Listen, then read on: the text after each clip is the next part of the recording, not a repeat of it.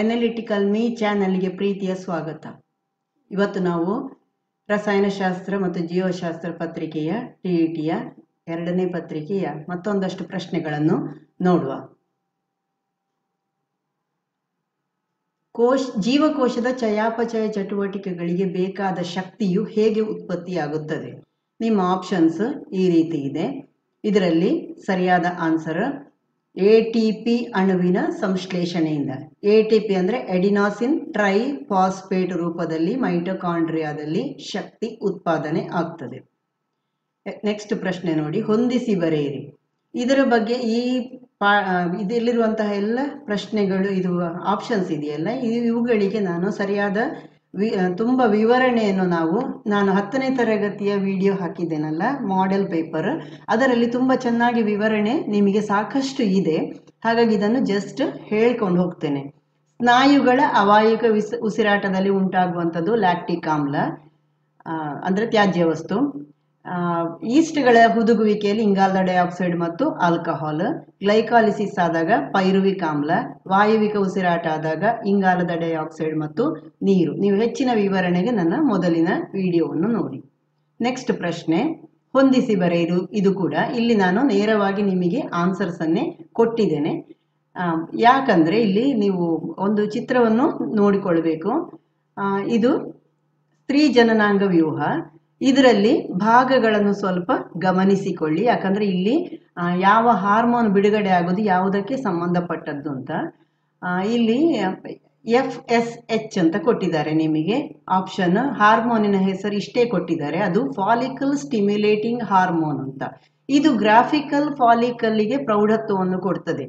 ಈ graphical follicle ಹೇಳೋದು ಯಾವುದನ್ನು, ಇಲ್ಲಿ ಈ ಭಾಗದಲ್ಲಿ ನೋಡಿ ಓವರಿ ಇದೆಯಲ್ಲ, ಇದರ ಒಳಗಡೆಗೆ ಅಂಡಾಣುಗಳು ಬಿಡುಗಡೆ ಆಗುವಂತಹ ಸಂದರ್ಭಗಳಲ್ಲಿ, ಅಂದ್ರೆ ಅದಕ್ಕಿಂತ ಮೊದಲಲ್ಲಿ ತುಂಬಾ ತಯಾರಿಗಳಾಗಬೇಕು. ಮೈಟಾಸಿಸ್ ವಿಭಜನೆ ಆಗ್ಬೇಕಲ್ಲ, ಆ ಮೈಟಾಸಿಸ್ ವಿಭಜನೆ ಆಗುವಂತಹ ಪ್ರಾರಂಭದಲ್ಲಿ ಇಲ್ಲಿ ಒಂದು ರೀತಿಯ ರಚನೆಯನ್ನು ಉಂಟಾಗಿರ್ತದೆ. ಇದನ್ನು ನಾವು ಈ ರಚನೆ ಆಗಬೇಕಿದ್ರೆ ಇಲ್ಲಿ ಈ ಫಾಲಿಕಲ್ ಸ್ಟಿಮ್ಯುಲೇಟಿಂಗ್ ಹಾರ್ಮೋನ್ ಬೇಕು ಅಂತ ಹೇಳ್ತಾ ಇರೋದು. ನೆಕ್ಸ್ಟ್ LH ಅಂತ ಮಾತ್ರ ಕೊಟ್ಟಿರ್ತಾರೆ. LH ಅಂದ್ರೆ ಲ್ಯೂಟಿಸಿನ್ ಹಾರ್ಮೋನ್ ಅಂತ. ಇದು ಕಾರ್ಪಸ್ ಲೂಟಿಯಮ್ಮಿನ ಅಭಿವೃದ್ಧಿಗೆ ಅಂತ ನಿಮ್ಮ ಆಪ್ಷನ್ ನೀವು ಬರಿಬೇಕಾಗ್ತದೆ. ಇಲ್ಲಿ ಕಾರ್ಪಸ್ ಲೂಟಿಯಂ ಹೇಳಿದ್ರೆ ಅದು ಒಂದಷ್ಟು ಸೆಲ್ಸಿನ ಒಂದು ಜೀವಕೋಶಗಳ ಒಂದು ಗುಂಪು ಉಂಟಾಗ್ತದೆ, ಬೆಳವಣಿಗೆ ಆಗ್ತದೆ. ಇದುವೇ ಮುಂದೆ ಹಾರ್ಮೋನ್ ಪ್ರೊಜೆಸ್ಟರಾನ್ ಉತ್ಪತ್ತಿ ಮಾಡುವಂತಹ ಭಾಗ ಆಗಿರ್ತದೆ. ಅಂದ್ರೆ ಅದು ಕೂಡ ಇಲ್ಲಿ ಓವರಿಯಲ್ಲಿಯೇ ರಚನೆ ಆಗುವಂಥದ್ದು. ಓವರಿಯಲ್ಲಿದೆ ನೋಡಿ, ಅಂಡಾಶಯ ಇಲ್ಲಿದೆ, ಇದರ ಒಳಗಡೆಗೆ ಆಗುವಂತಹ ರಚನೆ ಅದು. ಆ ರಚನೆಯಲ್ಲಿಯೇ ಮುಂದೆ ಏನು ಉಂಟಾಗ್ತದೆ, ಪ್ರೊಜೆಸ್ಟಿರಾನ್ ಉಂಟಾಗ್ತದೆ. ಪ್ರೊಜೆಸ್ಟಿರಾನ್ ಮುಂದೆ ಪುನಃ ಹೇಳ್ತೇನೆ ನಾನು, ಅದು ಆಪ್ಷನ್ ಕೊಟ್ಟಿದ್ದಾರೆ ನಿಮಗೆ. ಈಸ್ಟ್ರೋಜನ್ ಕೊಟ್ಟಿದ್ದಾರೆ. ನೆಕ್ಸ್ಟ್ ಇಲ್ಲಿ ನೋಡಿ, ಈಸ್ಟ್ರೋಜನ್ ಇದು ಸ್ತ್ರೀಲಿಂಗ ಸಂಬಂಧಿ ಲಕ್ಷಣಗಳ ಅಭಿವೃದ್ಧಿ. ಒಂದು ಸ್ತ್ರೀ ಅಂತ ನಾವು ಗುರುತಿಸಬೇಕಿದ್ರೆ ಅವಳಲ್ಲಿ ಯಾವುದೆಲ್ಲ ಬದಲಾವಣೆಗಳು ಆಗಬೇಕು. ಇಲ್ಲಿ ಅಂಡಾಶಯದ ಬದಲಾವಣೆ ಒಂದೇ ಅಲ್ಲ, ದೇಹದ ಬೇರೆ ಬೇರೆ ಅಂಗಗಳಲ್ಲಿ ವ್ಯತ್ಯಾಸಗಳು ಉಂಟಾಗ್ತದಲ್ಲ, ಅದಕ್ಕೆಲ್ಲದಕ್ಕೂ ಸಂಬಂಧಪಟ್ಟದ್ದು ಯಾವುದು, ಈಸ್ಟ್ರೋಜನ್. ಒಂದು ಹೆಣ್ಣು ಅಂತ ಗುರುತಿಸಬೇಕಿದ್ರೆ ಅಲ್ಲಿ ಈಸ್ಟ್ರೋಜನ್ ಸ್ರವಣೆ ಆಗ್ತಾ ಇರಬೇಕು. ನೆಕ್ಸ್ಟ್ ಪ್ರೊಜೆಸ್ಟಿರಾನ್, ಇನ್ನೊಂದಾಗಲೇ ಹೇಳಿದೆ ನಾನು. ಇದು ಯಾಕೆ ಅವಶ್ಯಕತೆ ಇದೆ ಅಂದ್ರೆ, ಅರ್ಲಿ ಪ್ರೆಗ್ನೆನ್ಸಿಯಲ್ಲಿ ಈ ಭ್ರೂಣ ಉಂಟಾದದ್ದು ಇಲ್ಲಿ ಉತ್ಪತ್ತಿಯಾದಂತಹ ಅಂಡಾಣುಗಳು ಈ ಫೆಲೋಪಿಯನ್ ಟ್ಯೂಬಿನ ಮೂಲಕ ಇಲ್ಲಿ ಗರ್ಭಾಶಯದ ಒಳಗಡೆಗೆ ಬರ್ತದಲ್ಲ, ಇಲ್ಲಿ ಗರ್ಭಾಶಯದ ಒಳಗಡೆಯು ಸಾಮಾನ್ಯವಾಗಿ ಈ ಫೆಲೋಪಿಯನ್ ಟ್ಯೂಬ್ ಅಲ್ಲಿ ಬರ್ತಾ ಇರುವಾಗ ಅದು ಇಲ್ಲಿಂದ ಬಂದಂತಹ ವೀರ್ಯಾಣುಗಳಿಂದ ಅದು ಸಂಯೋಗಗೊಂಡು ಅದು ಭ್ರೂಣ ಆಗಿ ಇಲ್ಲಿ ಈ ಭಾಗಕ್ಕೆ ಬಂದು ನೆಲೆ ಆಗಬೇಕು. ಇಲ್ಲಿ ಈ ಭಾಗದಲ್ಲಿ ಫೆಲೋಪಿಯನ್ ಟ್ಯೂಬ್ ಅಲ್ಲಿ ಆದ್ರೆ ಅಪಾಯಕಾರಿ, ಅಲ್ಲಿ ಫಲಿತಗೊಳ್ಬಹುದು, ಆದ್ರೆ ಬಂದು ಇಲ್ಲಿ ನೆಲೆಗೊಳ್ಬೇಕದು. ಇಲ್ಲಿ ಎಂಡೋಮೆಟ್ರಿಯಮ್ ಈ ಭಾಗ ಇದೆಯಲ್ಲ, ಇಲ್ಲಿ ಬಂದು ಅದು ನೆಲೆಗೊಳ್ಬೇಕು. ಈ ಭಾಗದಲ್ಲಿ ನೆಲೆಗೊಳ್ಬೇಕಿದ್ರೆ ಯಾವುದು ಸರಿಯಾಗಿ ಹಾರ್ಮೋನು, ಪ್ರೊಜೆಸ್ಟಿರಾನ್ ಹಾರ್ಮೋನು ಸರಿಯಾಗಿ ಬಿಡುಗಡೆ ಆಗಬೇಕು. ಅದು ಬಿಡುಗಡೆ ಆಗೋದು ಎಲ್ಲಿ ಹೇಳಿದ್ದು, ಕಾರ್ಪಸ್ ಲೂಟಿಯಮ್ಮಿನಲ್ಲಿ. ಅರ್ಥ ಆಯ್ತಲ್ಲ ಇದು. ನೆಕ್ಸ್ಟ್ ಕ್ವಶನ್ ನೋಡಿ, ಗಳಗಂಡ ರೋಗ ಇದರಿಂದ ಉಂಟಾಗುತ್ತದೆ. ಇಲ್ಲಿ ಆಪ್ಷನ್ಸ್ ನೋಡಿ ಏನಿದೆ ಅಂತ. TSH ವಿಪರೀತ ಸ್ರವಿಕೆ, ಥೈರಾಕ್ಸಿನಿನ ವಿಪರೀತ ಸ್ರವಿಕೆ, ಅಯೋಡಿನ್ನ ಕೊರತೆ ಇರುವ ಆಹಾರ, ಪರಸ್ಪರ ಸಂಬಂಧ ಇರುವ ಮೇಲಿನ ಮೂರು ಕೂಡ. ಇದು ಆಪ್ಷನ್ ಸರಿ, 4ನೇ ಆಪ್ಷನ್ ಸರಿ.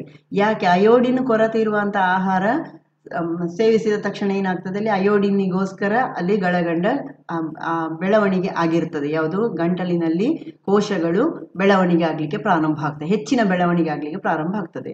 ಇಲ್ಲಿ ಥೈರಾಕ್ಸಿನ್ ವಿಪರೀತ ಸ್ರವಿಕೆ ಆದ್ರೆ ಏನಾಗ್ತದೆ, ಅಲ್ಲಿ ಅಯೋಡಿನ್ನ ಬೇಡಿಕೆ ಜಾಸ್ತಿ ಆಗ್ತದೆ. ಅದಕ್ಕೆ ಥೈರಾಕ್ಸಿನ್ ಉತ್ಪತ್ತಿ ಆಗ್ಬೇಕಿದ್ರೆ ಅಯೋಡಿನ್ ಬೇಕಾದದ್ದು.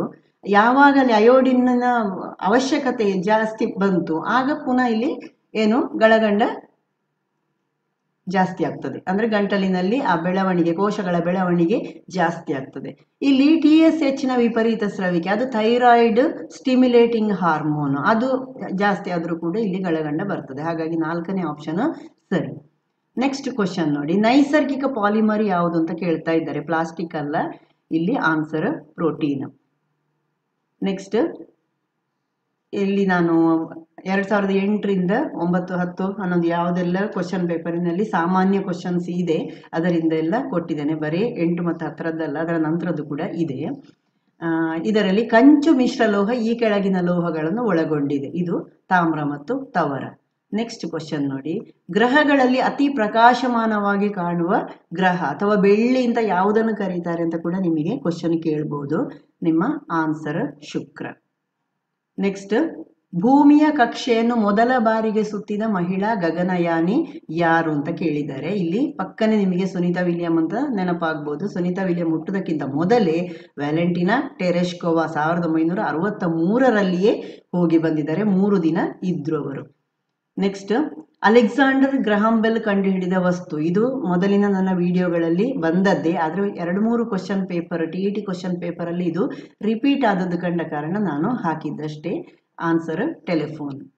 ನೆಕ್ಸ್ಟ್ ಕ್ವಶನ್, ವಿದ್ಯುತ್ ವಲಯ ತಂತಿಯ ಸುರುಳಿಯಲ್ಲಿ ಉಪಯೋಗಿಸುವ ಮೂಲ ಧಾತು ಅಂತ ಕೇಳಿದ್ದಾರೆ. ಅಲ್ಲಿ ಕ್ವಶನ್ ಮೂಲ ಧಾತು ಅಲ್ಲ, ಅದು ಮಿಶ್ರ ಲೋಹ. ಅಂದ್ರೆ ಒಂದಕ್ಕಿಂತ ಹೆಚ್ಚು ಲೋಹಗಳು ಅಥವಾ ಲೋಹಗಳ ಜೊತೆಗೆ ಅಲೋಹಗಳು ಸೇರಿದಾಗ ನಾವು ಅದನ್ನು ಮಿಶ್ರ ಲೋಹ ಅಂತ ಕರಿತೇವೆ.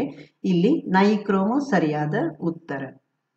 ನೆಕ್ಸ್ಟ್, ಹೂವಿನ ಒಂದು ಕಾರ್ಯ ಕೆಳಗಿನದ್ದು ಅಂತ ಕೇಳಿದ್ದಾರೆ. ಇಲ್ಲಿ ಪರಾಗದಾನ ಮಾಡುವುದು, ಆಹಾರ ಹೀರುವುದು ಇದ್ಯಾವುದು ಅಲ್ಲ. ಆನ್ಸರ್ ಇಲ್ಲಿ ಪರಾಗದಾನ. ಹಾಗಾದ್ರೆ ಆಹಾರವನ್ನು ಹೀರುವುದು ಅದು ಸಸ್ಯದ ಬೆಳವಣಿಗೆಗೆ ಬೇಕಾದದ್ದನ್ನು, ಆಮೇಲೆ ತನ್ನ ಆಹಾರವನ್ನು ತಾನೇ ತಯಾರು ಮಾಡಿಕೊಳ್ತದೆ. ಇದು ಪೋಷಕಾಂಶವನ್ನು ಬೇರು ಹೀರುತ್ತದೆ. ಇಲ್ಲಿ ಹೀರುವಿಕೆ ಸಸ್ಯಗಳಲ್ಲಿ ಆಗೋದಿಲ್ಲ ಆಹಾರದ್ದು. ನೆಕ್ಸ್ಟ್, ಆಹಾರವನ್ನು ಇತರ ಭಾಗಗಳಿಗೆ ಸಾಗಿಸುವುದು, ಅದು ನಿಮಗೆ ಗೊತ್ತಿದೆ, ಫ್ಲೋಯಮ್. ನೀರನ್ನು ಹೊರದೂಡುವುದು ನೀರನ್ನು ಹೊರಹಾಕುವ ಭಾಗ ಎಲೆಯಲ್ಲಿ ಇರುವಂತಹ, ಎಲೆಯ ಅಡಿಭಾಗದಲ್ಲಿರುವಂತಹ ಕಾಪು ಕೋಶಗಳು. ಹಾಗಾಗಿ ಹೂವಿನ ಕಾರ್ಯ ಪರಾಗದಾನ ಮಾಡುವುದು. ನೆಕ್ಸ್ಟ್, ನೀರಿನ ಶುದ್ಧ ಸ್ವರೂಪ ಅಂತ ಕೇಳಿದ್ದಾರೆ. ಇಲ್ಲಿ ಮಳೆ ನೀರು, ಬಾವಿ ನೀರು ಇದು ಯಾವುದು ಸರಿ ಇಲ್ಲ.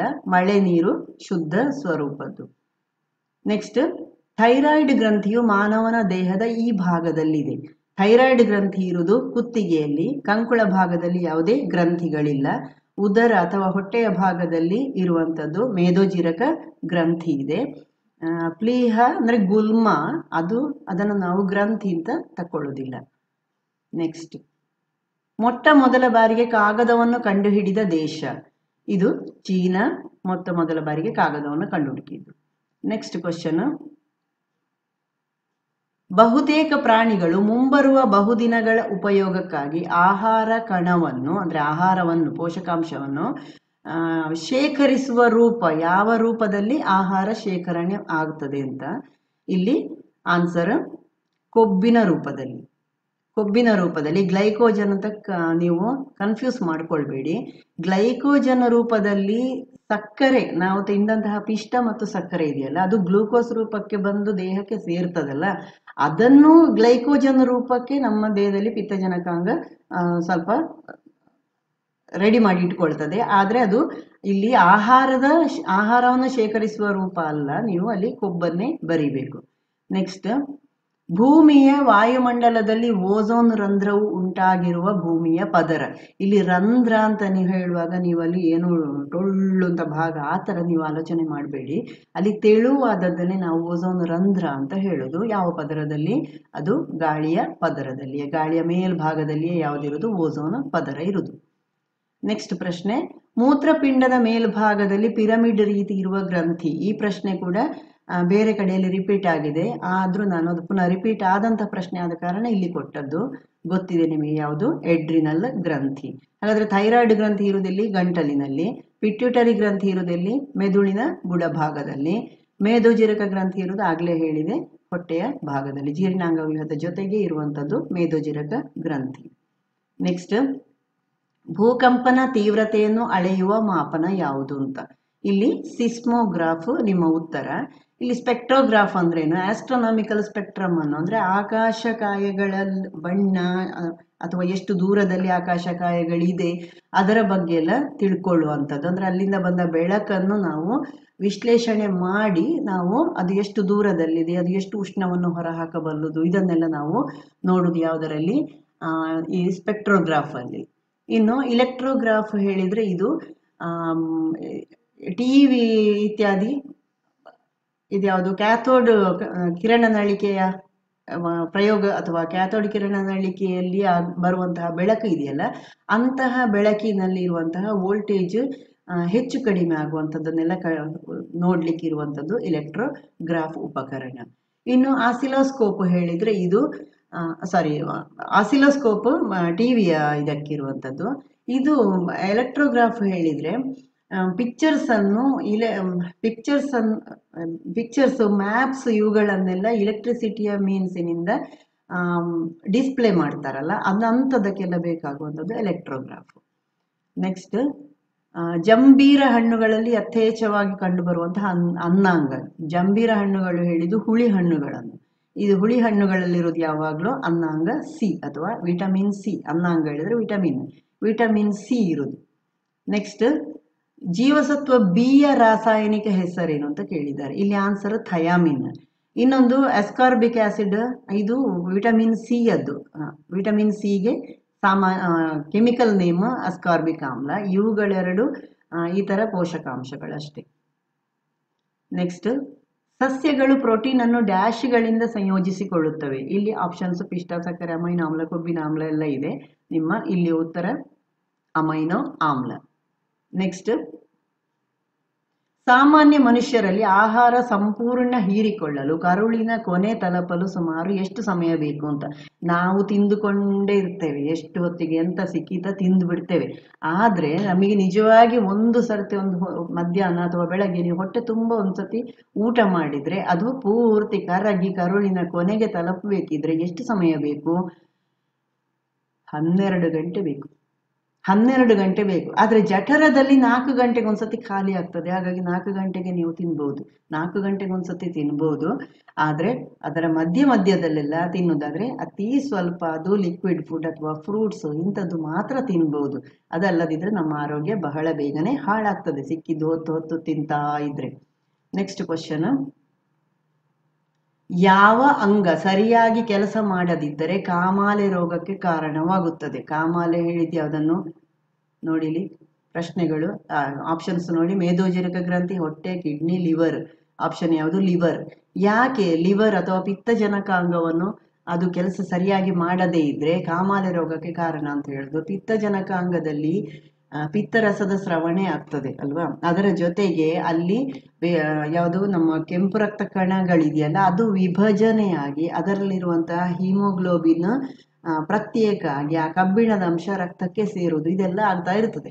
ಅಂತಹ ಸಂದರ್ಭದಲ್ಲಿ ಅಲ್ಲಿ ಆ ಕೆಲಸಗಳೆಲ್ಲ ಸರಿಯಾಗಿ ಆಗದೇ ಇದ್ದಾಗ ಅದು ರಕ್ತಕ್ಕೆ ಬಿಡುಗಡೆ ಆಗ್ತದೆ. ಇದುವೇ ಯಾವುದು? ಕಾಮಾಲೆ ರೋಗಕ್ಕೆ ಕಾರಣ ಆಗುದು. ಹಾಗಾಗಿ ಲಿವರ್ ಇಲ್ಲಿ ನಿಮ್ಮ ಆಪ್ಷನ್ ಸರಿ. ನೆಕ್ಸ್ಟ್, ನಾವು ಉಸಿರಾಡುವ ವಾಯು ಅನಿಲಗಳ ಮಿಶ್ರಣ ಅಲ್ವಾ, ಈ ಮಿಶ್ರಣದಲ್ಲಿ ಯಾವ ಅನಿಲದ ಪ್ರಮಾಣ ಹೆಚ್ಚು ಇರುತ್ತದೆ ಅಂತ? ಆಮ್ಲಜನಕ, ಓಝೋನು, ಇಂಗಾಲದ ಡೈಆಕ್ಸೈಡ್, ಸಾರಜನಕ. ಇದರಲ್ಲಿ ಆಮ್ಲಜನಕ ಹೆಚ್ಚು ಅಂದ್ರೆ ನಮ್ಮ ಉಸಿರಾಟಕ್ಕೆ ಜಾಸ್ತಿ ಬೇಕು ಅಂತ ನಾವು ಹೇಳುದು ಹೌದು. ಆದ್ರೆ ಗಾಳಿಯ ಮಿಶ್ರಣದಲ್ಲಿ ಆಮ್ಲಜನಕ ಎಷ್ಟಿದೆ ಅದು ಕಡಿಮೆ ಇರುವುದು. ಓಝೋನು ನಮಗೆ ಬೇಡ ಅದು ಅಲ್ವಾ, ಅತೀ ಅಲ್ಪ ಪ್ರಮಾಣದಲ್ಲಿ ಅದು ಬೇಕಾದದ್ದು ಅದು ಇರುವುದು ಅಷ್ಟೇ, ನಮಗೆ ಸಾಕು. ಇಂಗಾಲದ ಡೈಆಕ್ಸೈಡ್ ಹೆಚ್ಚು ಪ್ರಮಾಣದಲ್ಲಿ ಇರುವುದಲ್ಲ, ಹೆಚ್ಚು ಪ್ರಮಾಣದಲ್ಲಿ ವಾತಾವರಣದಲ್ಲಿ ಯಾವುದಿರುವುದು? ಸಾರಜನಕ 73% ಇದೆ. ನಮ್ಮ ಮೊದಲಿನ ವಿಡಿಯೋಗಳಲ್ಲಿ ನೋಡಿದ್ದೇವೆ ನಾವಲ್ವಾ. ನೆಕ್ಸ್ಟ್ ಕ್ವಶನ್ ನೋಡಿ. ಈ ಕೆಳಗಿನ ಒಂದು ಅನಿಲವನ್ನು ಶೈತ್ಯೀಕರಣದಲ್ಲಿ ಬಳಸುವರು. ಶೈತ್ಯೀಕರಣ ಅಂದ್ರೆ ಯಾವುದು ಫ್ರಿಡ್ಜ್ ಉಪಕರಣ ಇದೆಯಲ್ಲ, ಅಂತಹ ಉಪಕರಣದಲ್ಲಿ ಬಳಸುವಂಥದ್ದು, ಅಂದರೆ ಕೋಲ್ಡ್ ಮಾಡಿ ಆ ವಸ್ತುಗಳನ್ನು ಕೋಲ್ಡ್ ಮಾಡಿ ಇಡಬೇಕಾದಂತಹ ಎಲ್ಲ ಉಪಕರಣಗಳು ಕೂಡ ಐಸ್ ಕ್ರೀಮ್ ಪಾರ್ಲರ್ ಅಲ್ಲಿ ಎಲ್ಲ ಕಡೆ ನೋಡಿದ್ದೀವಿ. ಅಲ್ಲಿ ಬಳಸುವಂಥದ್ದು ಯಾವುದು ಅಂತ ಕೇಳಿದ್ದು. ಇಲ್ಲಿ ಅಮೋನಿಯಾ ನಿಮ್ಮ ಸರಿಯಾದ ಉತ್ತರ, ಉಳಿದದ್ದು ಯಾವುದು ಸರಿ ಅಲ್ಲ. ನೆಕ್ಸ್ಟ್, ಪರಾಗಸ್ಪರ್ಶವನ್ನು ಈ ಕೆಳಗಿನ ಯಾವುದು ಅತ್ಯುತ್ತಮವಾಗಿ ವ್ಯಾಖ್ಯಾನಿಸುತ್ತದೆ?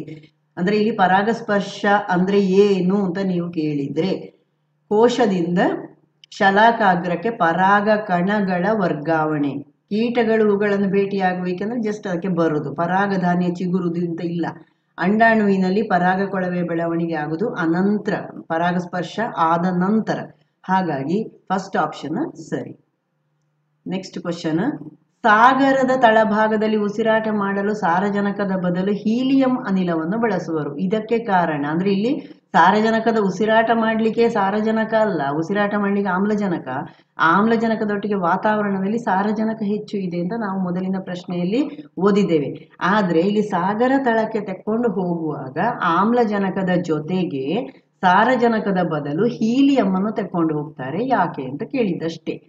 ಇದು ಯಾಕೆ?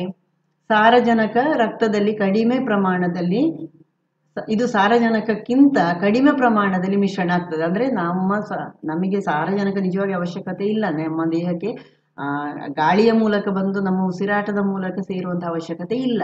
ಆದ್ರೆ ವಾತಾವರಣದಲ್ಲಿ ಅನಿವಾರ್ಯ ಅದು ಬರ್ತದೆ. ಅದಕ್ಕಿಂತ ಕಡಿಮೆ ಪ್ರಮಾಣದಲ್ಲಿ ಹೀಲಿಯಂ ದೇಹಕ್ಕೆ ಸೇರುವುದು ಅದು ಅಪಾಯಕಾರಿಯೂ ಅಲ್ಲ ಹೇಗಿದ್ರು. ಹಾಗಾಗಿ ಅಲ್ಲಿ ಏನ್ ಮಾಡ್ತಾರೆ, ಹೀಲಿಯಂ ಅನ್ನು ತಕೊಳ್ತಾರೆ. ಆಮ್ಲಜನಕದಲ್ಲಿ ಜಾಸ್ತಿ ಸಿಲಿಂಡರ್ಲಿ ತಕೊಳ್ಬಹುದು, ಅದಕ್ಕೋಸ್ಕರ ಅಷ್ಟೇ. ನೆಕ್ಸ್ಟ್, ಗೊರಂಟಾಲಜಿ ಈ ಅಧ್ಯಯನಕ್ಕೆ ಸಂಬಂಧಿಸಿದೆ.